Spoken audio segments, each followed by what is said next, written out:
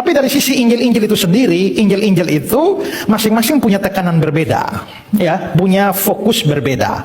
Injil Matius dia mau menyoroti Yesus sebagai raja. Kalau Injil Markus dia menyoroti Yesus sebagai hamba. Injil Lukas menyoroti Yesus sebagai manusia. Injil Yohanes menyoroti Yesus sebagai Allah. Karena Injil Matius menyoroti Yesus sebagai raja, makanya ada cerita tentang orang Majus cari raja yang baru lahir.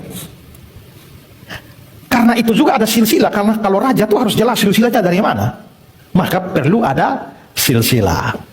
Sementara Injil Markus itu menyoroti Yesus sebagai hamba atau budak. Hamba atau budak itu tidak perlu cerita kelahirannya. Karena itu Injil Markus tidak ada cerita tentang kelahiran Yesus. Karena orang tidak peduli itu budak itu lahir di mana, hamba itu lahir di mana, silsilah dari mana. Makanya tidak ada silsilah juga dalam Markus. Budak atau hamba itu kerjanya hanya melayani.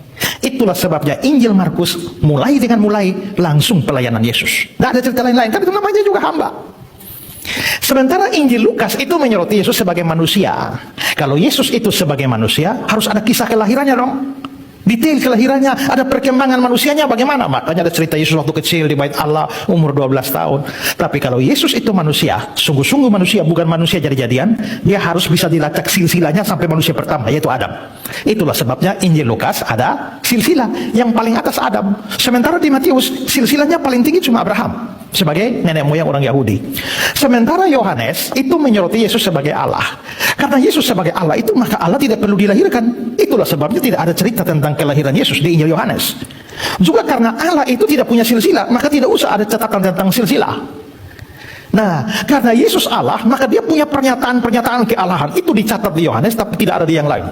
Akulah jalan dan kebenaran dan hidup. Aku ada Bapa satu. Akulah pintu. Akulah pokok anggur. Sebelum Abraham jadi aku ada. Itu kan tidak ada di Injil yang lain. Jadi Injil-Injil itu menyoroti masing-masing punya kristologi sendiri.